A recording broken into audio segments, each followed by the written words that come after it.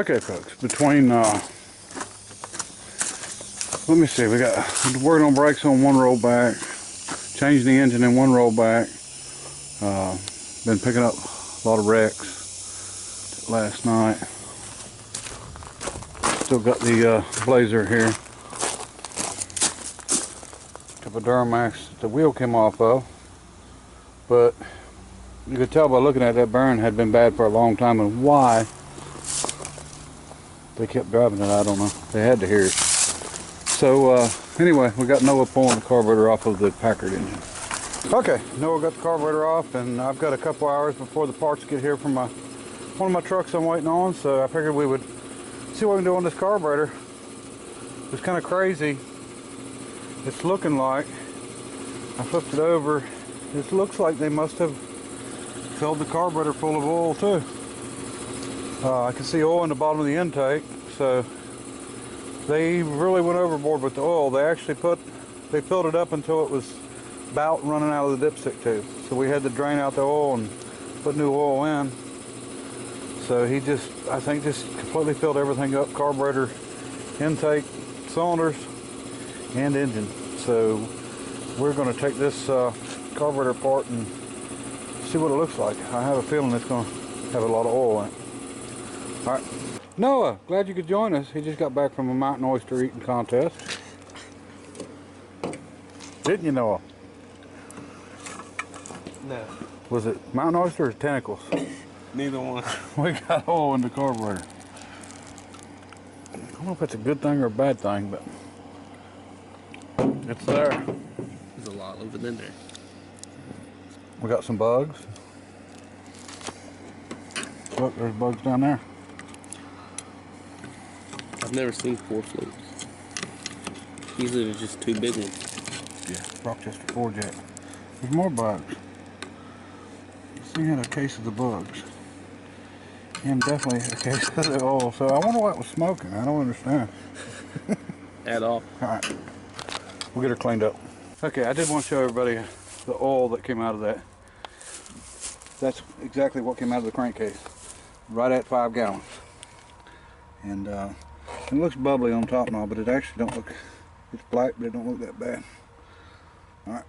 Okay folks, cleaned the carburetor, got it back on, and got a fuel line hooked up, a little fuel tank above, and we're going to try it out. Alright.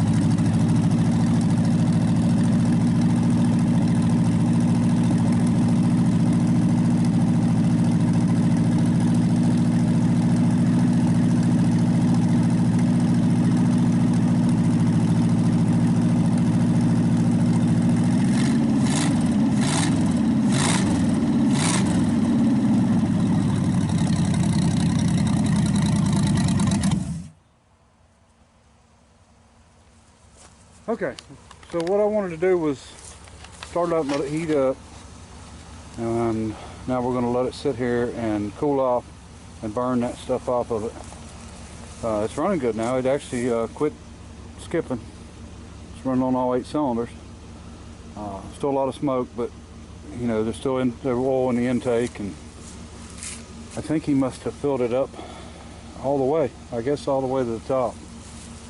So he probably, the guy that done this probably had plans to tear it apart. Wasn't planning on starting it, you know, before tearing it apart, which would make sense. Which I'm not complaining about the oil, because you know, it's better than putting water in it. So we're going to let it cool, and then we'll start it back up and see what it looks like. All right, we're going to start it again, see if it cleared up any, and we'll get it warm, and then we'll shut it off and let it cool off again.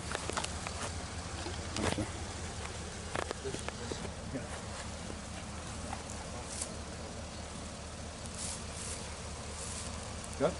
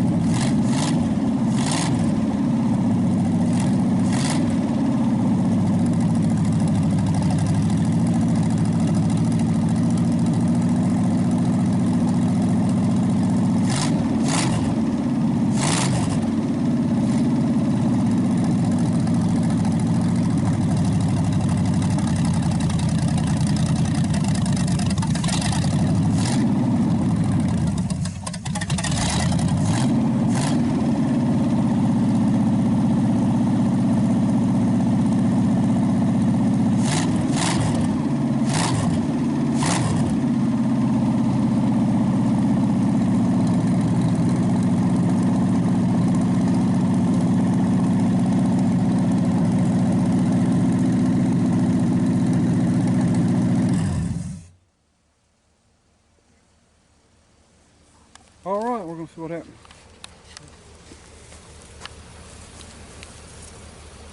The exhaust manifold's getting really hot, burning that oil off. All right.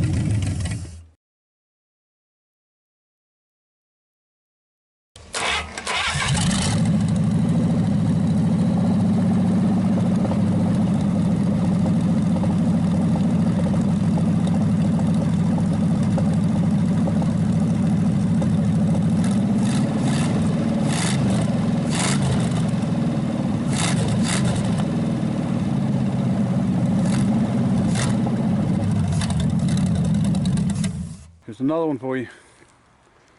That ain't good. But no, they didn't die. Okay, most all of y'all have seen this car before. And this is my 51 Studebaker bullet nose that I drive regularly. And the one I done, my first interior job I ever done was done on this car, which actually turned out pretty good and has held up really well. So anyway, you can see I got receipts and stuff in it. This is a driver for us. Me and Jordan, my son, both drive this car quite a bit. And I have got all perfect re-chromed dashboard trim for that entire dashboard, and I don't want to put it on yet. I've actually got a chrome glove box that's been re-chromed, and the entire glove box, and I want to do it, but I want to do that wood grain on the dash first. That's something I've been looking forward to learning, just haven't had a chance. But anyway, what I wanted to say on this, when I went up the other day to the mountains and got the 374 Packard engine, and I did pick up some parts for the Golden Hawk while I was there. The tail light I needed, the front bumper I needed, some other stuff. Anyway, you know, I told everybody the story on this car. This was sort of a tribute car, and it shows all the races, you know, all the championships, 25 races without being beat. And of course, this was not the car. It does have NC stud on the car. It's got some numbers there, something 55, H55, something. Anyway, this was done by the man I bought this car from, which was the brother to the guy that raced one of these cars. But the one he raced was a V8 car, and this is a champion, so it's a 6-cylinder car. But this was just a tribute because it reminded him of it. And I actually got a picture of it while I was up there with his brother standing and some trophies in front of it. And I wanted to just show everybody that picture.